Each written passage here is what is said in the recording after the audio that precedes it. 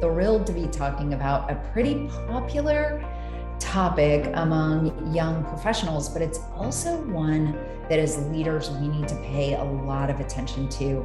And that is all about our personal brand.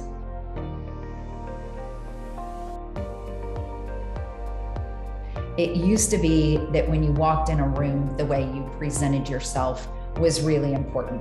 And I'm not saying that it's not important now, but people have usually made their mind up about you before they even meet you face to face, if you are on the internet at all.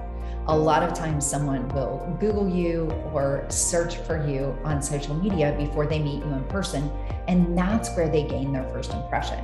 So I want to talk about that today, about why it's important, and then how you can make sure that you are on brand, that your brand accurately represents you. So the reason that I think that this is so important for leaders is because if you're true to who you are in your social media profile, that communicates to people that you have integrity.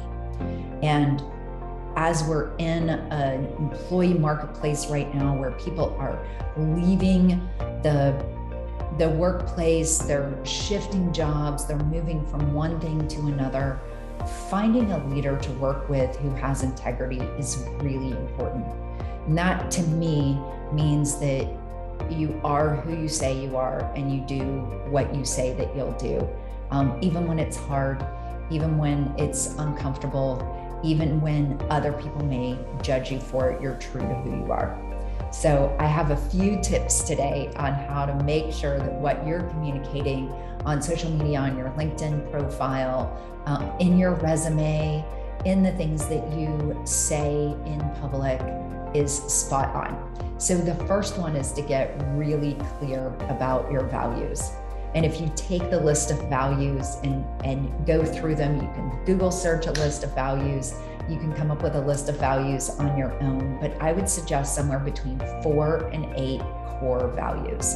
So the things that are most important to you is having fun, important, is being humble, important, is having integrity, important, is being a good steward, important to you.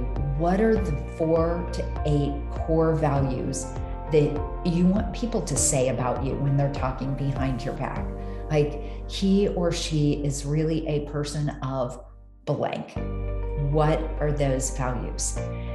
If you struggle with this, and I did the first time I went through this exercise, I asked a couple of other people what they thought about me when they thought about my core values, what my actions in my interactions with them were speaking to them, and came up with some different things than I would have come up with on my own. So first, go through an inventory yourself, and then maybe even ask others what your actions speak about you, what's important to you, what your values are.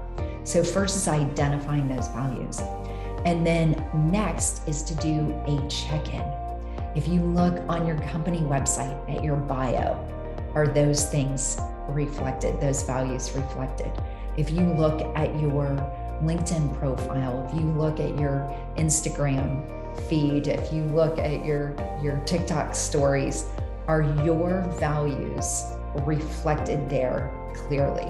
So that's really important to do as well. And then finally, I think you need to think about your personal brand with an eye on the future. So I'll go into mine at least once a year or so and make sure that I'm still on point. I set a goal last year to get myself appointed to a corporate board in the next 3 years. And one of the things that I did was work with a coach who could help me think about what my LinkedIn profile looked like as far as a board seat goes. So we shifted my LinkedIn profile a little bit, reprioritized some of my titles in my top caption, removed some lower level skills or some redundant skills from there that I really didn't need to have reflected. some of the like Photoshop. I'm not really that skilled at Photoshop, but at one point I worked in Photoshop. So taking some of those outdated things off of my profile and really honing in on what I want someone to see if they're making a first initial judgment about me, or whether to do business with me or interview me or talk to me further, by what's based on what's on my LinkedIn profile. So first, have your values, and making sure that you're communicating your values, getting other people's opinions if you need to, and then doing check-ins. So are all the things in my social profile still true about me? Do these items that are listed, or these values that are reflected in my social profile, do they take me where I want to go? If it's a board seat, if it's an executive position, if it's an appointment to something, do I have the qualities and the values reflected here that will get me there? And then finally, does anything need to be removed? I know I've worked with a couple of political candidates in the past, and going way back in the Facebook feed is a really good idea to make sure that there's not something there that you wouldn't want posted on the evening news. Is really important in the day and age where social media cancellation is unfortunately a painful reality for a lot of people.